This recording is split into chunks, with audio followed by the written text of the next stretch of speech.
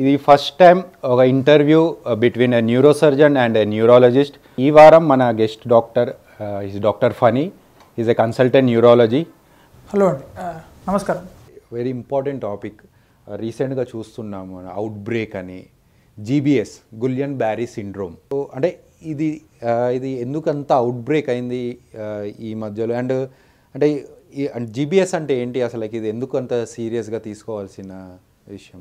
GBs అనేది మీరు అన్నట్టు గులియన్ బ్యారీ సిండ్రోమ్, అది ఆటో ఇమ్యూన్ కండిషన్ అంటాం. ఆటో ఇమ్యూన్ కండిషన్ అంటే మన బాడీలోని కణాలు మన నరాలని ఎఫెక్ట్ చేస్తే వచ్చే కండిషన్. అంటే సిమ్టమ్స్ ఎలా ఉంటాయి ఈ జీబీఎస్ వాళ్ళకు? It is more of motor weakness, అంటే మజిల్ వీక్నెస్ ఎక్కువ ఉంటుంది. తిమ్మిర్లు, ఈ పిన్నులు పెట్టి గుచ్చినట్టు ఉంటాం కానీ, బర్నింగ్ సెన్సేషన్ కానీ, తిమ్మిర్లు కానీ ఉంటాయి. బట్ మనం ఎగ్జామిన్ చేసినప్పుడు సెన్సరీ ఎగ్జామినేషన్ నార్మల్ ఉంటుంది. అండ్ ఇంకోటి మోస్ట్ కామన్ సిమ్టమ్ ఏంటంటే వాళ్ళు మోషన్కి వెళ్ళి లెగవాలంటే ఏదైనా పట్టుకుని లెగవాలంటారు.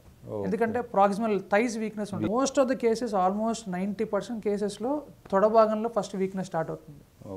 అంటే ఆ మెడిసిన్ ఏంటి? ఆ కాస్ట్లీ మెడిసిన్ ఐవిఐజీ అంటాం దాన్ని, కాస్ట్లీ మెడికేషన్. ఓకే. సో అంటే ఇది అంటే కొద్దిగా ఎక్కువ కాస్ట్ ఉన్నా డెఫినెట్లీ తీసుకోవాలంటారు. Definitely that is the treatment. But ఇప్పుడు రీసెంట్గా గాంధీలోను ఉస్మానియాలోను they are available at free of cost. అంటే ఎందుకు ఈ సడన్గా ఇంత జీబీఎస్?